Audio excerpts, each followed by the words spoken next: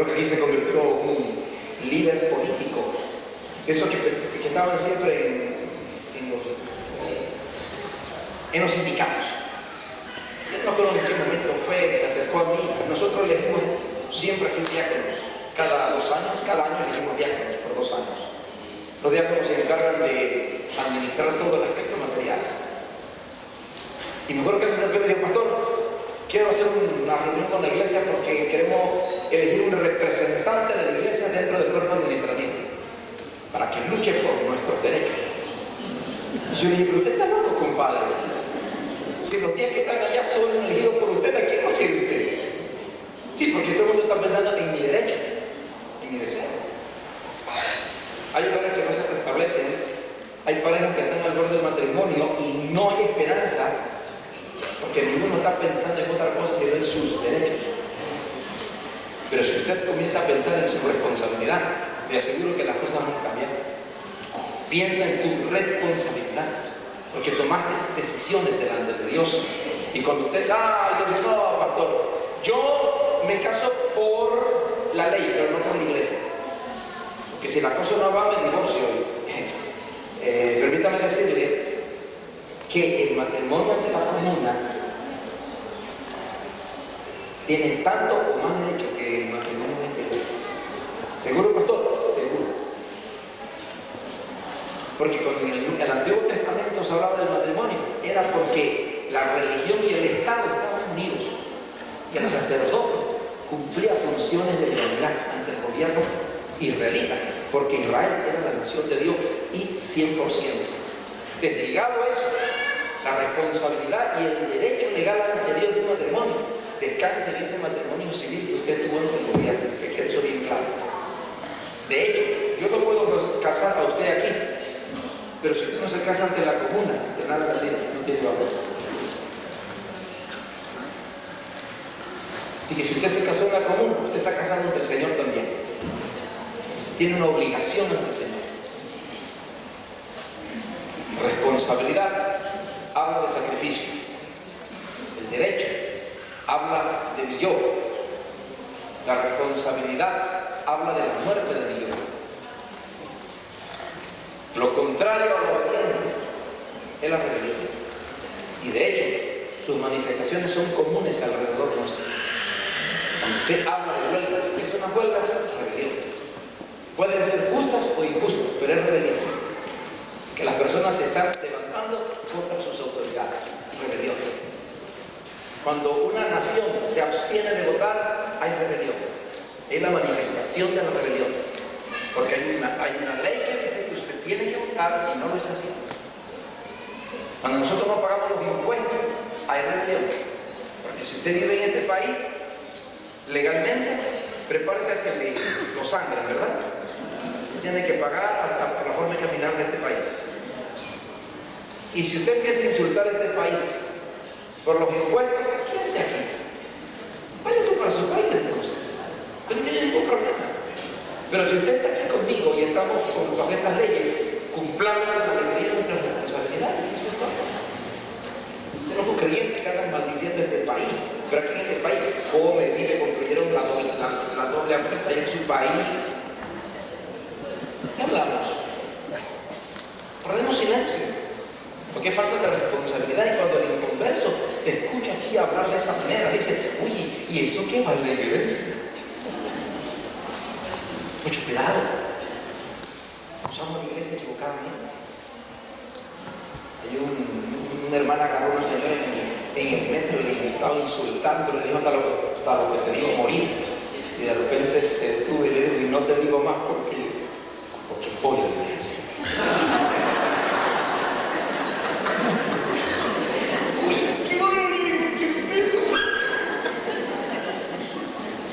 Lo tienen moribundo, le dice: no te mato porque soy de Cristo, ¿ah? ¿Qué te parece esta historia?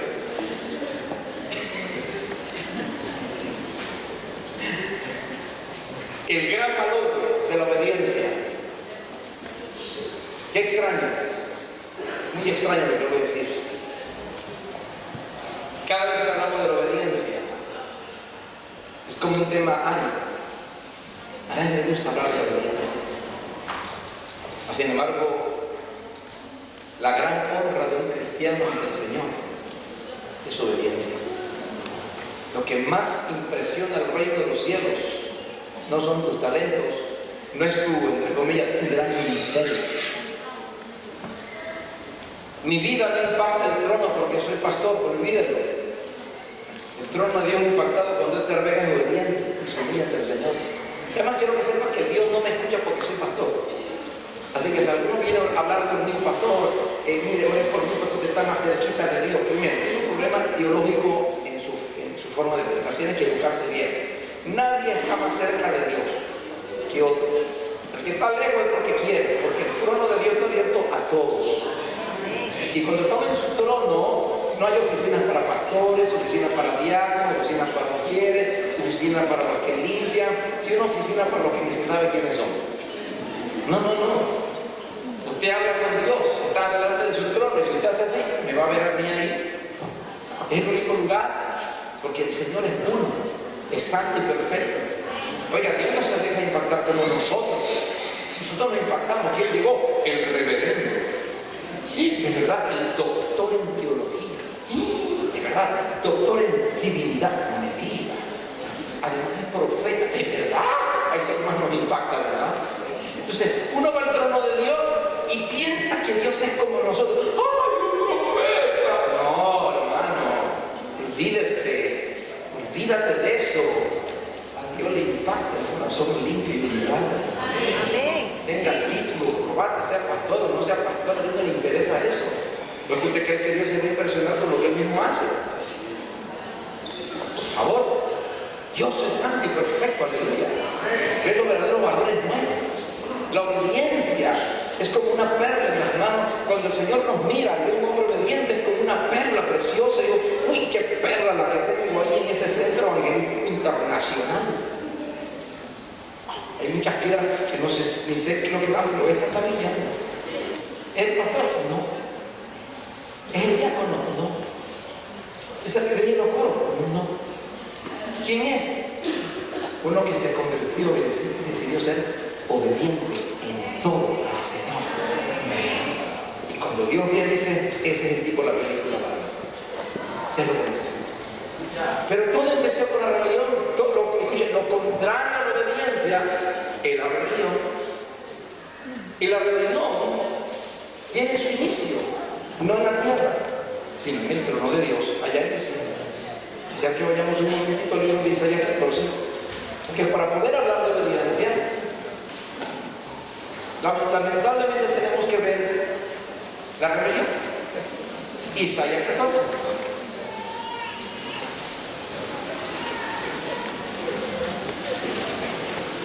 Hermano, quiero animarles. Hermano Franklin Páez de Ecuador.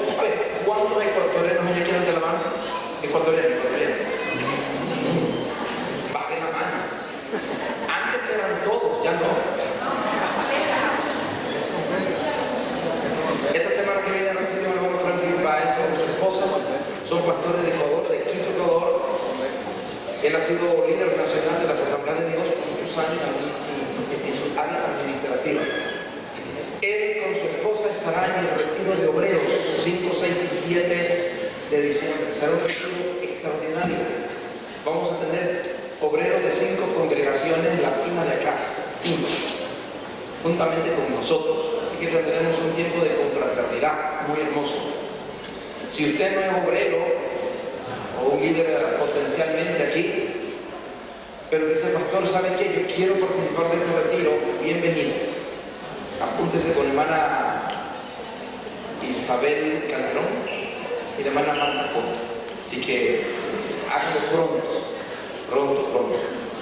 Cuando hablamos de obediencia, obligatoriamente tenemos que hablar de la rebelión. Porque si no hubiera habido rebelión, no habría necesidad de hablar de obediencia. Todos seremos obedientes. Pero hubo rebelión en el cielo.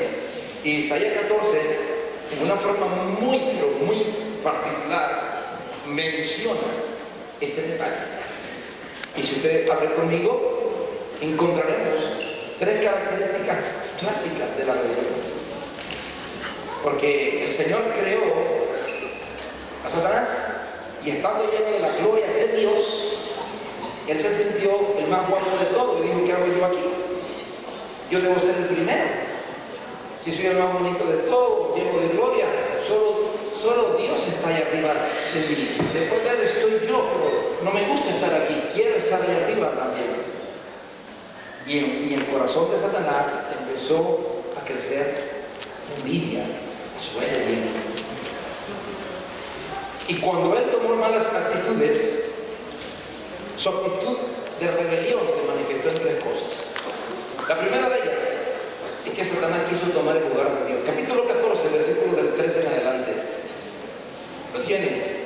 Vean el 12, mira el 12 movimiento.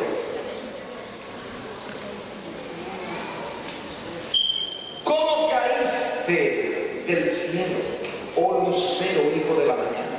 Mire cómo lo llaman. Si usted le llama lucero, si usted le llama lucero, hijo de la mañana, o cielo a su mujer, mire, listo. Se terminó el problema. Pero ¿cómo le va a tratar bien si usted la trata como un trapo? Oye, vieja, vamos. Mire cómo el Señor decía de Satanás, lucero de la mañana. Y dice, cortado fuiste por tierra, tú que debilitabas a las naciones. Y miren lo que dice, tú que decías dónde. Oh, por eso es tan importante que tú entiendas esto. Mire, nadie del corazón de los hombres, nadie. Es más, ni siquiera usted se conoce a sí mismo. ¿Sabe qué? Por eso de repente usted dice, oiga, jamás pensé, pastor, que iba a hacer eso. Madre, que tú no te conoces. Solo Dios te conoce. Solo Dios sabe quién eres tú, más nadie. Padre, le voy a tumbar a Mario de la nube. Deje de pensar que su hijo es tan santo y recto que jamás pecará. Mi hija nunca, por favor, mi hija no. Mi hijo no, mi hijo por favor. Váyase de la nube. Y deje de decir, yo conozco muy bien a mi hija. Mentira. Cuando usted le dice eso a su hija, frente a ella, por dentro está diciendo, pobre papá. Pobre mamá, si supiera.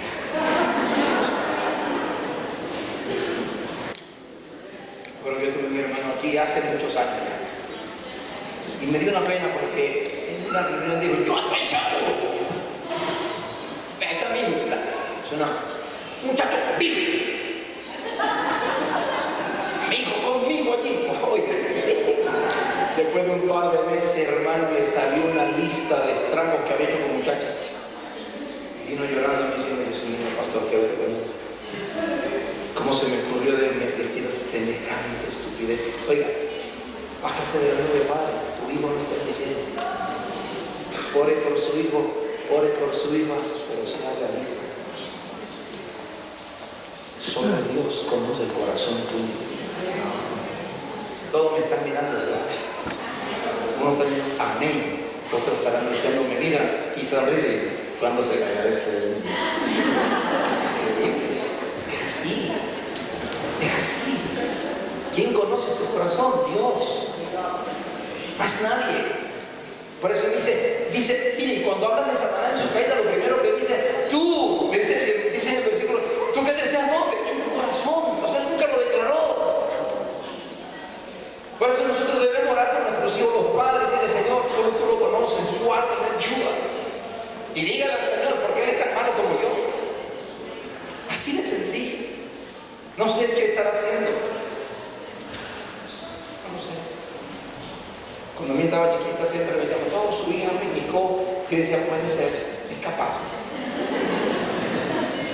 Nunca dije, mi hijo, peñiscando, nunca. Son esos otros bandidos que están allí. Y el bandido es su hijo que anda virando todas las vacas allá arriba. Óigame, qué vergüenza eso. Padre de familia, cambia de actitud. Y verá que tu vida tendrá más paz que los demás. Porque en la realidad el Señor nos da paz y podemos triunfar.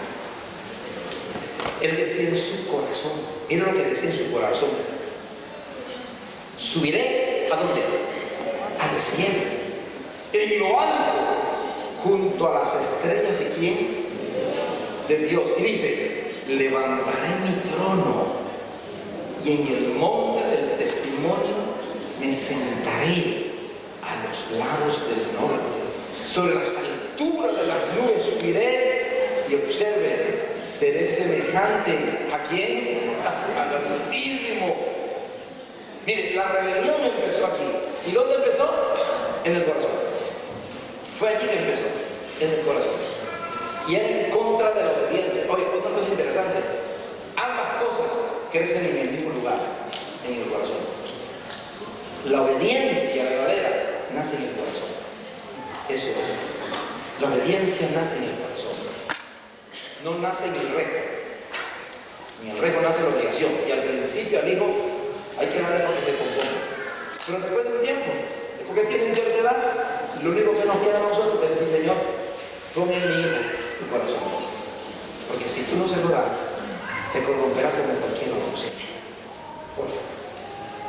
Quiso estar en el lugar de Dios. Lo segundo, quiso establecer su propio trono o gobierno. ¿Lo notan? Dice, pondré mi trono. No le corté. O sea, él no estaba contento con el trono de Dios. Él quería su trono. Qué cosa, ¿verdad? Su trono no lo quería. No sé en qué momento hicimos una actividad y entonces pusimos una lista de las personas que... Entonces, oigan, como siempre, se nos escapó, ¿no? Entonces ahí estaba el hermano con una cara de pocos amigos. Ven, ¿qué cosa? ¿Mala ortografía? No, no está mi nombre. Queremos nuestro trono, ¿verdad? Pero cuando hemos muerto, lo único que sabemos es que tenemos una tumba, más nada. Porque hemos muerto al pecado. Hemos muerto a nuestro yo. Con razón Cristo dijo, todo lo que hacéis, hacételo como para el Señor. Él quería su trono. Aquí pondré, me subiré y aquí pondré mi trono al lado de Dios. La rebeldía siempre quiere estar al lado de los demás o encima de los demás. La obediencia siempre quiere estar debajo para decir, Señor, ¿qué es lo que tú deseas? ¿Sí? ¿Qué deseas tú, Señor? Dime qué deseas. Dice el versículo 14 que quiso y se acuerdo sobre las alturas, versículo 14, de las nubes subiré y seré semejante al Altísimo. ¡Wow! Increíble.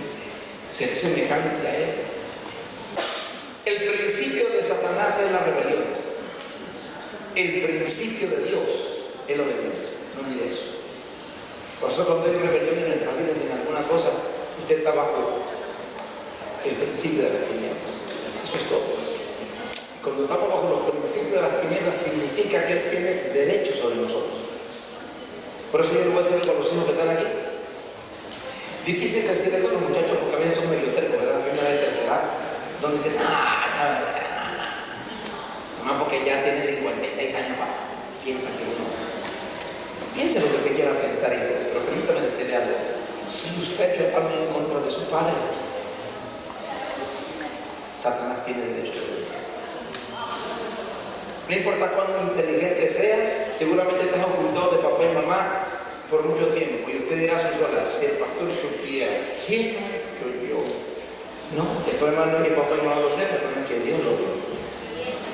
Y la cosecha está para él. Encima de lo que usted quiera hacer, jovencito. Yo le recomiendo algo. Sea obediente y marque una senda futura de paz y de bendición, porque las consecuencias llegarán. Porque cuando estamos bajo el principio de Satanás, escuche, cuando estamos bajo el principio de las tinieblas y trabajamos en sus principios, Él tiene derecho. Cuando estamos bajo el principio de Dios, que es la obediencia, Dios tiene la oportunidad de bendecirnos en gran manera. Eso es todo. Pero hay derechos. Y nosotros tenemos que considerar ese principio. En el libro de 1 Corintios capítulo 10, versículo 11, el apóstol Pablo utiliza una cultura de la época, porque no se olvide que el Nuevo Testamento fue escrito bajo la cultura del Medio Oriente, ¿se acuerdan? Y lo común en el Medio Oriente es que las mujeres se cubrían, ¿se acuerdan? Bueno, todos conocemos cómo se cubren aquí las musulmanas, ¿verdad? Así. Yo vi una que se cubría aquí y se ponen todos anteojos negros. Entonces, Dios mío, si yo le encuentro a la medianoche, me da un ataque cardíaco. Pero se cubre totalmente, se cubre. Escuchen, cuando Pablo escribió aquí, esa era la forma cultural. Así que cuando Pablo dice, la mujer, cúbrase, no habla de un pañito aquí. Eso es propaganda de cubrirse. Pablo hablaba y tenía en su mente a esa mujer del Medio Oriente que se cubría totalmente. Aquí se cubría. Tanto así que ni siquiera los vecinos conocían bien su rostro porque se cubría. Eso era cubrirse. Y cuando Pablo habla a la mujer en 1 Corintios 11:10, cuando habla de eso, no es 10, es 11:10, Pablo, el apóstol, lo habla porque era una manera de reflejar la obediencia. Era una manera de reflejar. No enseñaba que se tenía que cubrir, porque si ese mensaje yo lo traslado a nuestra época, yo no le puse a las hermanas que se cubran. Dígame, ¿qué indio de mi país, qué mujer india de mi país nació cubriéndose? Si algunas tribus hasta desnudas andaban. Eso no es culturalmente para nosotros, ¿sí o no? Eso no es mi cultura. Y en Panamá con los 32 grados diarios, en mi país cuando hace frío son 32 grados. Y los panameños se cubren. No se olvide que Panamá tiene 4 estaciones. Caliente, muy caliente, más caliente y terriblemente caliente. No es nuestra cultura. Pero Pablo usó una cultura para enseñar un principio. ¿Cuál es el principio? El principio de la obediencia. Y el versículo 10 de ese capítulo 11 dice: la mujer tenga señal de autoridad. ¿Cuál es la señal de autoridad? La obediencia. ¿Cómo manifestaba la mujer la obediencia? Cubriéndose, porque en aquella época la mujer no tenía valor y la mujer manifestaba obediencia sometiéndose a su marido. Y le dijo a la mujer: tenga señal de autoridad. Y mucho más en aquella época, cuando una mujer sin velo era considerada en aquella cultura prostituta. Usted salía al mercado y veía una mujer sin velo, el hombre sabía que una prostituta podía acercarse y negociar lo que iban a hacer. ¿Cuándo? De frente. ¿Por qué? Porque no tenía velo. El hombre sabía que una prostituta, pero la mujer decente se cubría. Pero como estaban en Corinto, una sociedad corrompida, las cristianas de la iglesia empezaron a quitarse el velo, porque se empezó a dar, es como la influencia del mundo, ¿verdad? En aquella época también había influencia. Entonces las hermanas de la iglesia se convertían y querían andar sin velo porque el Señor me hizo libre. Pero en ese momento no era bueno, porque quitarse el velo era una señal de degeneración, de inmoralidad, era una señal de que era una prostituta. Y Pablo le dice a la mujer: por favor, hermana, cúbranse. Que si el mundo piensa que son, ¿qué van a pensar de ustedes? Entonces Pablo tiene que reprender y dice algo importante espiritualmente. Dice, escúchelo, dice: la mujer tenga señal de autoridad. Y dice: ¿por causa de qué? De los ángeles. Y aquí hay muchas interpretaciones. Yo quiero que sepa que le voy a dar mi opinión, ¿de acuerdo?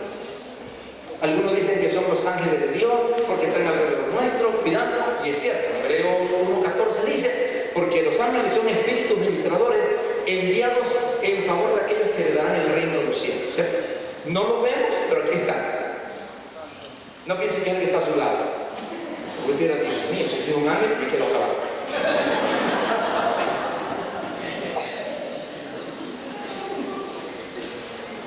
Pero hay ángeles aquí porque es bíblico. Pastor, ¿y por qué la Biblia no habla tanto de ángeles? Porque si la Biblia hablara más de los ángeles, yo me imagino que todos nosotros andaremos con una velita para mi angelito, porque somos idólatras por naturaleza. ¿Sí? Somos idólatras, hay una maldad en nosotros.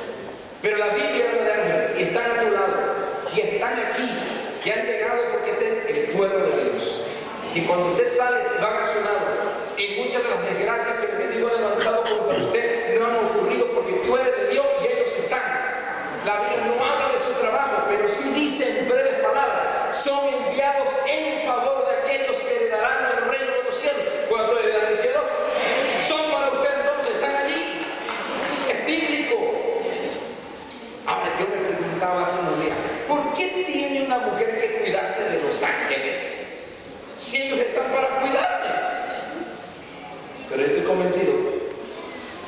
de los ángeles caídos. Porque los que están cerca de nosotros con el deseo de destruirnos son los demonios. Pablo dice a la mujer: tenga señal de autoridad por causa de los ángeles. Y por eso en la práctica usted va a encontrar personas muy astutas. Usted ha encontrado gente cerebrito, ¿verdad? Hay dos tipos de cerebritos: esos que retienen todo, por ejemplo, una computadora. Tenía un hermano que cada vez que andaba con él le decía a mi primo: oye, ¿qué ocurrió? Dice: pregúntale al diccionario. Era mi hermano, que leía tanto, que todos lo sabían, todo. De ciencia, de todo. Hay gente que es buena reteniendo, pero hay otros que tienen no solamente una inteligencia, pero tienen esa sagacidad de hacer las cosas, mucha sagacidad. Y venimos venimos al trono de Dios, venimos al camino del Señor y seguimos pensando que somos la última Coca-Cola del desierto. Y ahí está la muchacha diciendo: mi papá, mi mamá, yo aquí lo que quiero. Imagínense, mi hija está 8 horas diarias fuera de mi casa. Yo confío en Dios y en ella. Pero ¿qué no puede ser un joven en 8 horas? ¿Sí o no? Yo escucho a la mamá: ¿dónde estás, hija? Mamá, estoy en la biblioteca con María, te la pongo. Y dice la muchacha: sí, señora, estoy aquí. Y están 2 chiquillos ahí manoseando allá. Sí, estamos viendo un libro. Y dice la mamá: mi hija está en la biblioteca, pastora, no me viene. Dios mío, eterno. Pero ese no es el problema. El problema es que esa niña piensa que es más sabia que usted, que todo el mundo. Porque cuando uno tiene cierta edad, no piensa que es el más sabio del mundo. Pero no te olvides, si estás en Cristo, tú estás bajo la principio del reino de los cielos. Y en el reino de los cielos no impera el intelecto, no domina la sagacidad, la picardía. Usted puede haber sido muy bueno en el mundo, negociando, haciendo eso, sacando billetes de por aquí, de por allá, engañando a uno, al otro. Y usted: pastor, yo mire, en el comercio, mire, soy un lobo. Me trago a todos. Si se los tragan, no es lobo, es cocodrilo.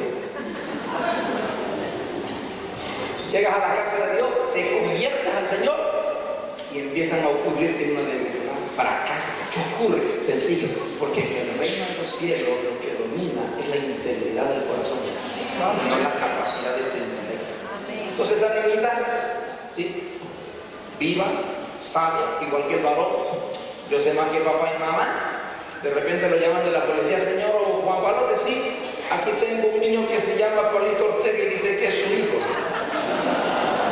Mi hijo. ¿Y qué hace? ¿Y qué hace, hijo? Mire, cuando va corriendo, el muchacho, el sabio, el astuto, el que todo lo sabe. ¿Qué le pasó, hijo? No, un amigo me engañó. ¿Me engañó? Sí, señor. ¿Qué ocurrió? Mire, le encontramos con un paquete de droga en su mano.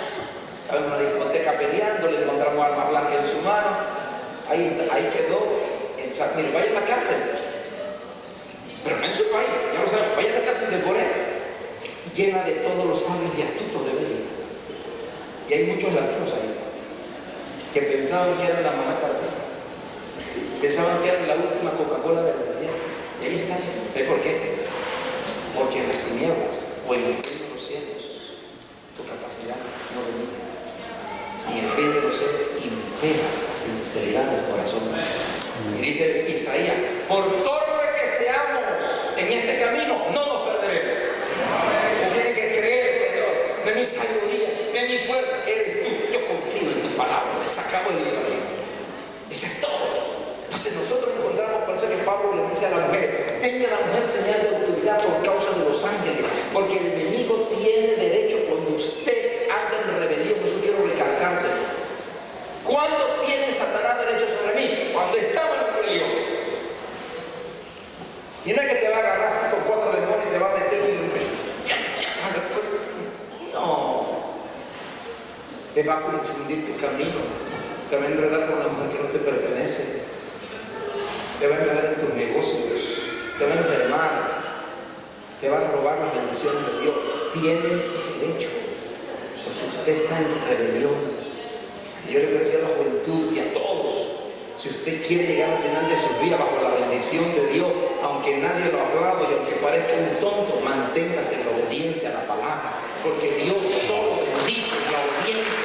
En el corazón limpio, allí está la bendición de Dios, allí.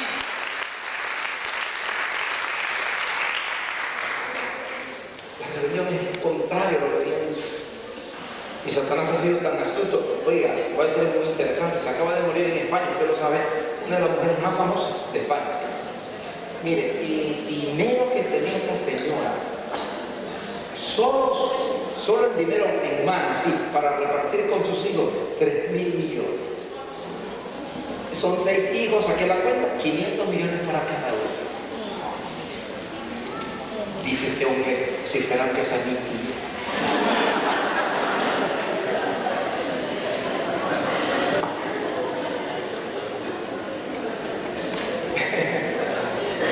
Fuera de todas las posesiones que tenía, fuera de todas las posesiones, es una locura eso. Pero ¿sabe qué me llamó la atención? ¿Sabe qué llamó la atención? Y yo, yo estoy en Cristo, veo las palabras y yo veo cosas y usted tiene que ver cosas que otros no ven. Pero la característica de esta señora, y lo dijeron públicamente en el comentario, ella vivió como le dio la gana. Vivió como quería. Eso dice esto. Y dice que su hija es un reflejo de su mamá. ¿Y sabe qué es vivir como usted le da la gana? Eso se llama rebelión. Eso es todo. Nosotros no podemos vivir como nos da la gana. Vivimos como dice la palabra de Dios. No vivo yo, Cristo vive en mí. Y si usted quiere aplaudir a esa señora que era una rebelde, puede hacerlo. Yo no la aplaudo, me da tristeza. Me da tristeza que no importa lo que tú estés en el infierno si no te arrepintió. Que eso quede bien claro. Está en el infierno si no te arrepintió. Y ella fue como punto de referencia para todas las mujeres que le rodeaban en esa ciudad. Entonces las mujeres de esa ciudad dicen, yo no como me da la gana, porque así era esa señora. Y fue millonaria. Así porque medimos el valor de las cosas por el billete. Si tiene muchos billetes, buena gente. Si no tiene un real, apártalos. Vivió como quería, como le dio la gana. Yo dije, qué linda característica que me están promoviendo aquí. Permítame ser en la iglesia del Señor. La rebelión solo proviene de las tinieblas. Y sea ella o cualquiera que quiera vivir como le da la gana, está bajo las tinieblas. Y mientras usted esté bajo las tinieblas, que es el principio de la rebelión, él tiene derecho sobre ti, para engañarte, para robarte, para empobrecerte. Y si la pobreza no te hace falta, y él sabe que enriqueciéndote te vas a apartar de Dios, tranquilo, te vas a hacer rico, porque al final del camino, interesante, al final del camino, hermano, el dinero para el diablo, como para el Señor también, no tiene valor aquí en el cielo. Mire que usted tiene un oro. ¿Cuánto tiene un aretito de oro aquí? ¿Dónde lo tiene? Aquí. ¿Por qué no lo tiene en el suelo? ¿Por qué no tiene el oro en el suelo? Y lo tiene en el suelo. ¿Quién? Hay una pieza de oro de 1.000 euros. En el suelo. Pero ¿sabe dónde está el oro en el cielo? En las calles. Calles de oro. Para que recuerde que para el oro en el cielo no es lo principal. Olvídelo. Olvídelo. Así que a Satanás no le interesa llenarte de oro desde los dientes en adelante, con tal de que tú te apartes de Dios. Si eso te va a llevar a que lo acompañes al final del camino al maravilloso infierno, te lo va a dar a que te apartes, a que te pierdas. No se olvide que para Satanás el dinero es lo de menos. ¿Quieres plata? Tome plata, papito. Y piérdase. En el reino de los cielos no. En el cielo. Estoy convencido que en el cielo, si acercas a millonario, te va a apartar de Dios. Dios te va a dejar solo con el arroz y los frijolitos todos los días. No te va a faltar el frijol y el arroz, que quede claro. No te va a llevar allá al jamón, ¿entiendes? Porque Dios sabe que cuando tienes mucho te apartas. Por eso David decía, Señor, no el proverbista, que ese Señor, no me dé mucho para que no me olvide de ti, no me dé para que no me dejes pobre, no sea que reniegue de tu nombre, dame lo necesario. Y Pablo decía a Timoteo, mire, teniendo sustento y abrigo, está conforme con esto. Y lo de la prosperidad dicen que eso es mentira, que queremos vivir. Oh, viva usted como quiera. Yo creo en la palabra del Señor, no en la necesidad de los hombres. La reunión de aparte de Dios. Y si tú quieres vivir bajo el principio del reino, tienes que volverte a la obediencia. Juventud, vuélvete a la obediencia. Vuélvete a la obediencia. No significa que no tendrás problemas, pero en medio de los problemas, Él te sacará y no dejará que te apartes del Señor, porque Él es fiel y verdadero. De una cosa estoy bien clara con el Evangelio y como ministro. Dios a mí no me llamó a dividir iglesias. Yo estuve aquí en el 95 por primera vez. Vine como misionero de apoyo, uno no lo sabe. En el 95 estuve en Bélgica. Nuestra iglesia era el Club de Chalet. Aquí están los que están en el Club de Chalet. Por allá, de esos que saben. Y había mucho conflicto a nivel de liderazgo. Mucho conflicto en aquella época. Y me acuerdo que un hombre llegó en la noche a mi cuarto donde yo estaba hospedado. No, yo fui a su casa. Se sentó y me dijo, sepárese de esa iglesia. Habemos 40 hermanos que nos vamos con usted. Porque esa persona que lideriza piensa que le pasó. ¿Sí? Eso me lo dijo una noche. La iglesia estaba mal. Yo llegué al cuarto día, que en aquella época yo traje a un hermano de Panamá, yo le llamaba mi discípulo, y le dije a Gustavo, alisté la maleta. La mía, no la suya, no sé qué. Yo me voy. ¿Sabes por qué? Porque Dios no me trajo de Panamá a Bélgica de vivir en una iglesia. Yo me voy, porque yo no voy a provocar divisiones. Eso fue en el 95, octubre del 95, yo me retiré a Holanda. Y si estoy aquí pastoreando, es porque en el 97, cuando yo llegué, los líderes en aquel entonces de esta iglesia me dijeron, Pastor Edgar, quédese como pastor. No la pedí, me la entregaron. Por eso Dios me bendició. No estoy en rebelión, ni nunca dividí mi iglesia. Escuchen, jamás. Jamás me he dicho un creyente en la calle, ¿a dónde va? ¿Dónde Juan Pablo? No, salte ese Juan Pablo, que le pega, cáquete el fuego. No, jamás. Echamos la red en el mundo para ganar un paracaídas. Eso es todo. No lo necesito. Por eso estoy convencido que la bendición de Dios nos acompaña, por lo menos a mí me acompaña y a usted también. Porque hemos decidido vivir bajo el marco de la obediencia y no de la rebelión. Viva bajo la bendición y la obediencia. No importa lo que se tiene. Viva. Y yo regresé a mi país y yo fui con la convicción de que yo no volví de buen modo. Mejor me voy, pero yo no voy, prefiero no volver de Europa, pero que la gente diga, esa iglesia que tiene ese pastor se la quitó a fulana. Nadie lo podrá decir. Porque aprendí el principio de la obediencia desde que me convertí. Y he entendido el valor de ella. En la obediencia he sido guardado. En la obediencia Dios me ha bendecido. En la obediencia no he sido famoso. No he sido famoso porque la gente habla mal de mí por ahí, pero no importa. Pero de fotos, no, jamás. Pero permítame decirle algo, tengo paz en mi corazón. Y sé dónde estoy parado en el día de hoy. No me preocupa irme de la iglesia el día que Dios me lo diga, no me preocupa. Porque sé que en la obediencia está su bendición. Principio de la obediencia. El principio del reino de los cielos. Tenga señal de autoridad. Porque todo lo que haga es algo para la iglesia. Tenga señal de autoridad y le garantizo que dejará de traspillar y de estar. No, algo no salió bien, pero ¿qué tiene? Pasa. Aquí está el Señor. Señor, lo que hice lo hice en tu nombre. No resultó, tú sabrás por qué. Eso dice de corazón mío. Pastor, y sé puesto conforme al oiga, pastor, y todo me salió mal. ¿Sabes qué, pastor? Gloria a Dios. Dios sabe, se tenía que perder. Porque estamos bajo la convicción del Espíritu Santo de Dios. Cierra tus ojos en esta hora, porque el Señor está aquí. Cierra sus ojos un momento ante el Señor.